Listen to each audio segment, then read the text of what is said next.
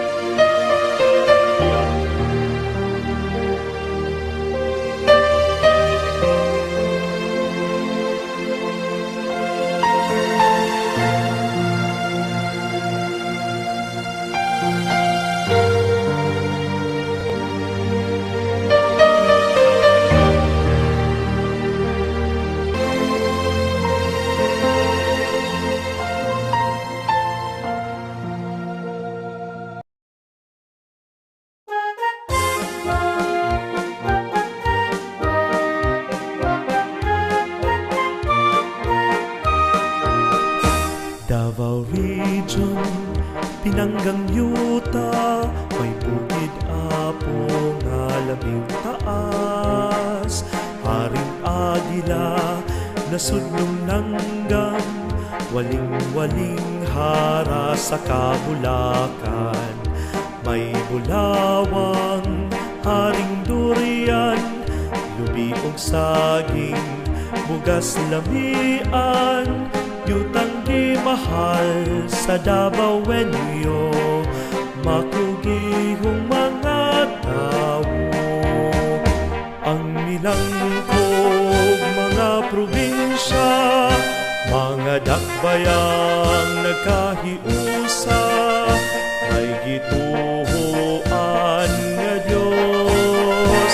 Probinsya Kumbay, Davao Oriental, Davao del Norte, Davao del Sur, syudad sa Davao, Panabutagong, Samal Island, Mati ug Digos, Davao Region, di panalipdan, mga bahanding kinaiyahan, yutang tabunok, daghanang nindot, nakapanginabuhian.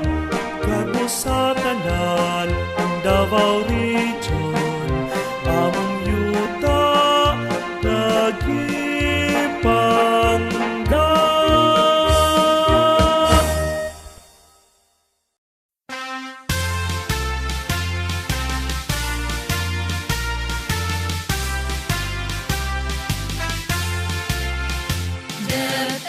Davao City Division, to thee we pledge our loyalty.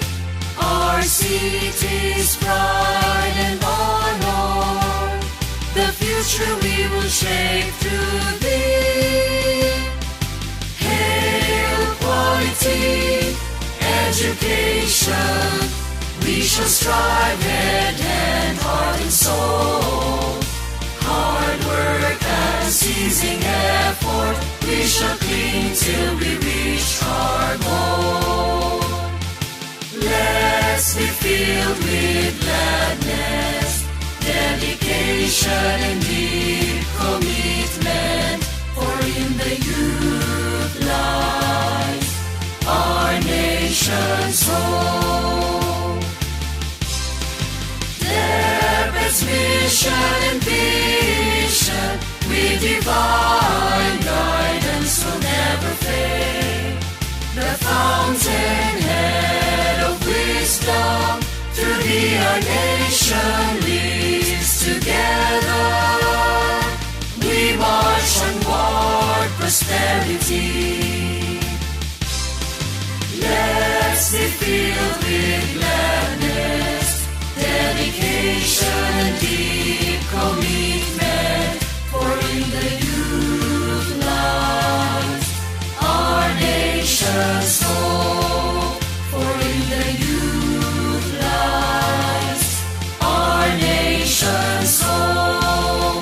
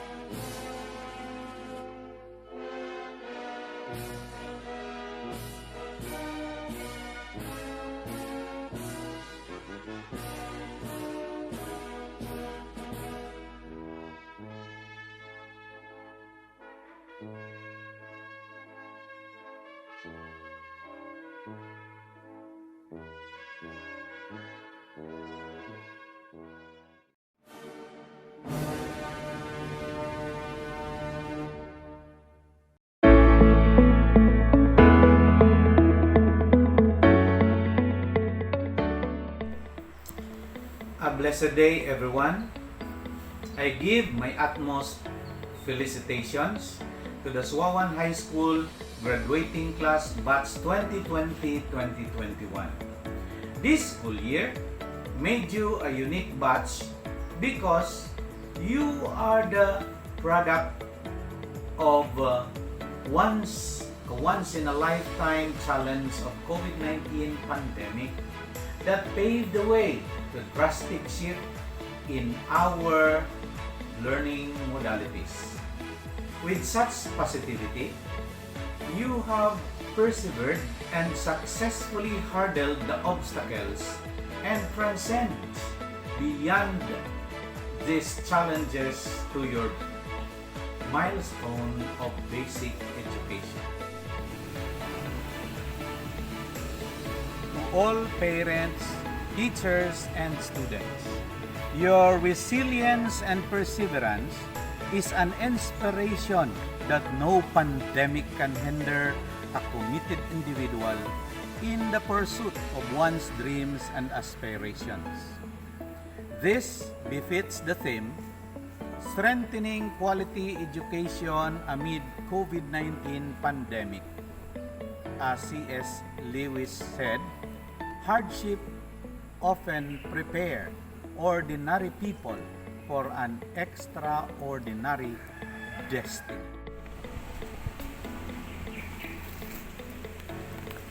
To the graduates, I urge you to continue to push and strive in reaching your ideals and fearlessly cross oceans in the pursuit of your dreams. Turn your stumbling blocks into stepping stones and your rejections as your redirections. Live your life meaningfully and do your work passionately. Above all, remember that there is one infinite God who is ever willing to help when you entrust yourself to Him. Once again, congratulations!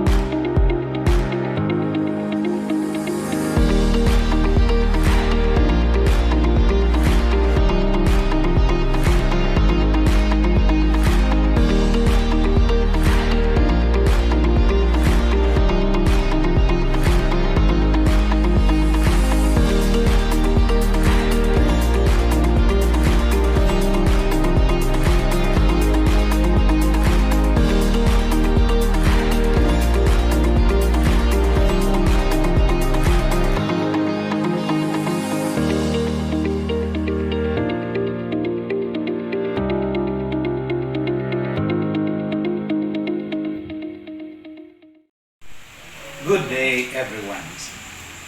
Reynaldo M. Guillena, CISO 5, Schools Division Superintendent, Davao City Division. I have the honor to present to you 4 males and 11 females under Academic Track General Academic Strand. 8 males and 5 females under TVL Track Industrial Arts EIMNC2 Strand. A total of 28 candidates who has satisfactorily completed the requirements for graduation in senior high school prescribed for secondary schools of the Department of Education.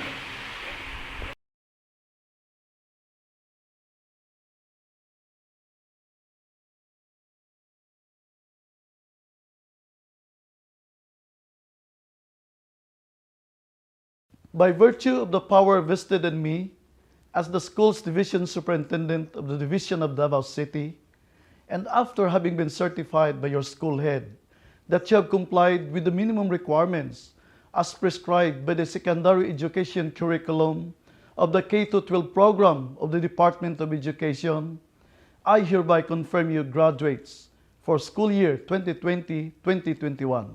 Congratulations.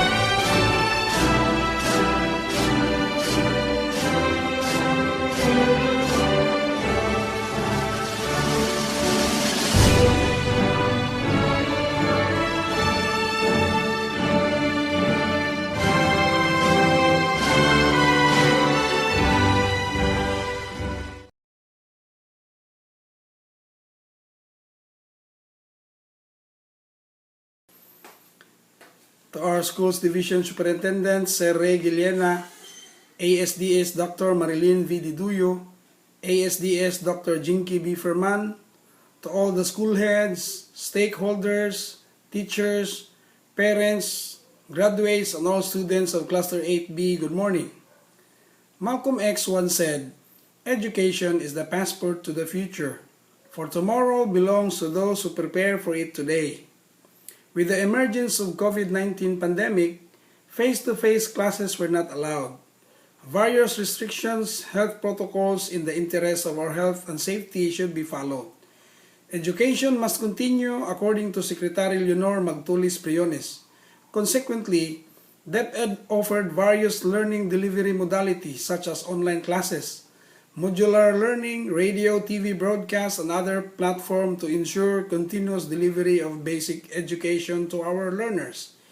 In our cluster, other options could not be possible because of limited internet connectivity and other factors. Hence, we adopted the modular learning modality in which the center of production and distribution is at Lower Tamugan National High School. DepEd Central Office and our local government unit under the leadership of our Mayor Sara Duterte had allocated substantial amount for printing materials and personnel for the production of self-learning modules. Various stakeholders have also extended their assistance in hauling the printing materials to our printing hubs. We have experienced various challenges from the top management to the school and even down to the student level in facing this new normal. From milks and module preparation, hauling of supplies, printing, distribution, to collection and checking of the modules. Added to this are the pressures of beating deadlines in submission of reports online under limited signals and internet connectivity. However, our resilience, our faith in God's providence, our sacrifices, our commitment, passion, dedication to educate our children have helped us to survive the school year 2020-2021. To the school heads of Cluster 8B, thank you for your untiring efforts in managing the school, in guiding our teachers, even with the limited resources to ensure the delivery of basic education. To the teachers, thank you for your selfless service, passion, and dedication in molding our learners. Some of you even sacrificed to stay in school during school days because of the distance from your home to your assigned station. To the parents, we acknowledge and commend the hardship, time, and effort you made in getting the modules, your sacrifices, love, support, and guidance to your children. Let me quote a Bible verse in Proverbs 22 verse 6, which says, "Train up a child in the way he should go, and even when he is old, he will not depart from it." I believe that one way of training our children is sending them to school for their education. This is an inheritance we gave to them that cannot be taken from them. Ako nagatuo nga kitang mga ginikanan sa Cluster 8B pareho og hunahuna. Gusto nato ihatag sa atong mga kabataan ang edukasyon nga wala mahatag sa atong mga ginikanan. Tungod sa atong gugma o kahingawa kanila nga sila makabaton og maarang-arang nga kahimtang kumpara sa atong mga naagian. Salamat nay, tay, ma, pa, lululula, auntie, uncle, ate ug kuya sa inyong pagtabang sa pagpaeskwela sa atong mga kabataan taliwala sa kalisod. To all the Cluster 8B graduates of school year 2020-2021, I would like to extend my warmest congratulations on your graduation. Today, you have reached another level in your pursuit of education. Using gamers language, nag-level up na mo.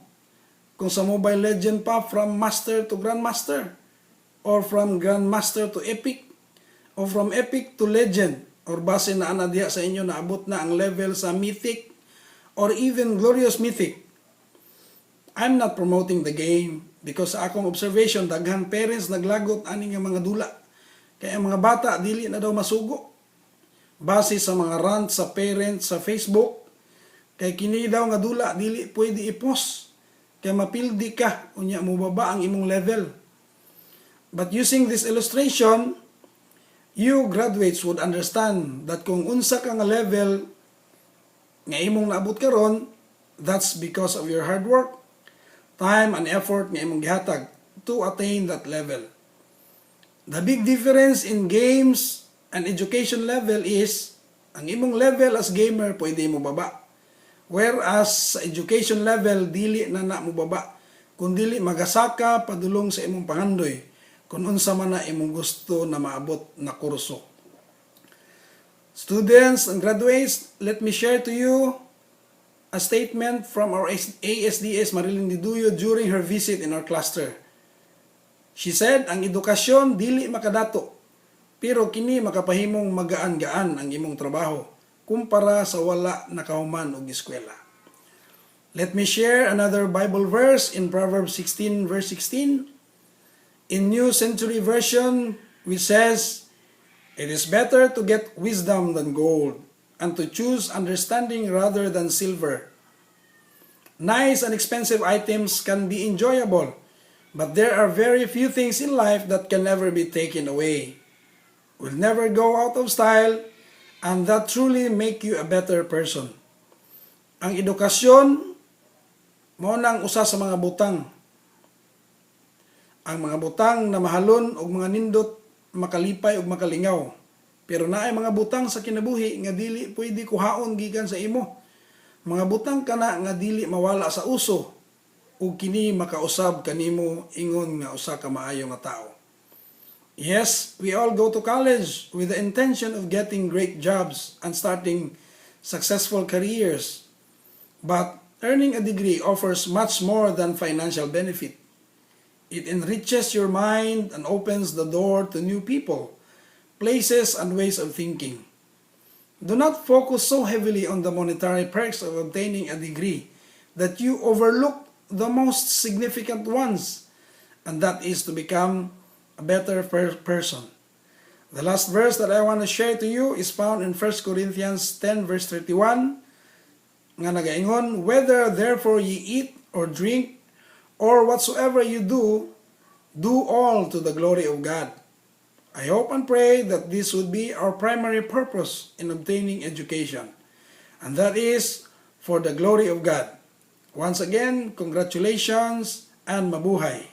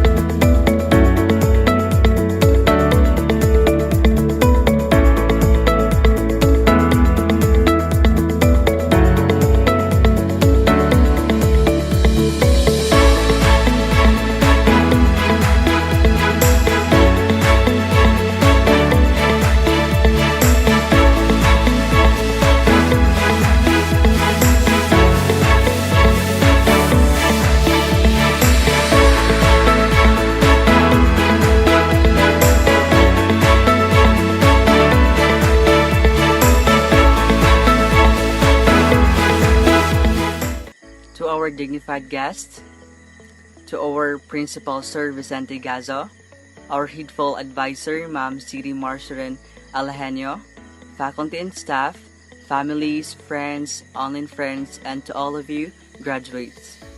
A concurring morning to all of you. This day has finally come, the day which we will reap all the hard works that we had made to make this day possible. I am privileged to have this opportunity to speak virtually in front of you all. We can't deny the fact that we're all working hard to make this far.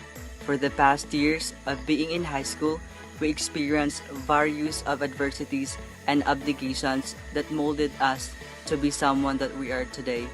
Let us all celebrate our success and victories as we commence to our next destinations. First, I would like to bestow my overwhelming appreciation to my advisor, Ma'am Siri Marcerin Alejandro, for understanding and continually helping and teaching me along the way. To all magnificent teachers, a bunch of thanks to all of you for sharing your knowledge to me. Thanks for all of your teachings that becomes my weapon to continue and to move forward. You are all indeed emulative teachers that played a great role in building students' future. To my family, first to my mother, who never stopped on loving and supporting us on our studies. I have my deepest gratitude for her and to God for giving me such a wonderful mother. To my father, who's not here anymore, thank you for raising us, though we can't stay with you anymore. But we will always remember you in our hearts. To my relatives who always helped us through ups and downs, especially to what happened to us lately, they never turned their backs to us. I am heartily grateful for them. To my friends out there, thank you so much to you all for staying and giving me encouragement all the time. Finally, to our Almighty God, who gave us those people who helps us and stays with us. Without your grace and mercy, I can't be here today. Thank you for your unconditional love and for always being there for me. You are the source of my strength and the reason why I never felt alone and outcast. Our first year in high school is just feels like yesterday. We never thought that there are things that would change for the past years. When the pandemic happened, it brought alteration to education system. We are in a modular modality learning, which means to stop the disruption of education. When it implemented, there's a lot of things changed. There are some of our classmates stop because they don't like the new setup, or others might lose their interest. Behind of our smiles, we have our different dilemmas that we face in our homes, into the point that we lose our concentration and our studies are affected. But we never refrain on believing in our dreams and holding on to it to make those things into reality. This might be the end of our high school years, but also a starting point on facing our next journey. However, being successful doesn't always means to be intelligent and talented. As long as we have perseverance and determination on our goals and would never try to give up on pursuing it, with God's blessing, there would be a time that all of those sufferings and sacrifices that we made will be paid off. We are in a place where we have to walk for how many kilometers before we will arrive, but we still continue to go in our schools. And how tough the new setup of learning, but we still continue to move forward. And in that aspect, it really shows how much education means to us. In this day forward, we should delightedly celebrate this triumphant. This is the fruit of our hard work, and this has only happened once in our lifetime, so we can't miss it without celebrating. Let's continue to pursue our dreams and never stop on making our parents proud. Congratulations to all of us, and God bless us always.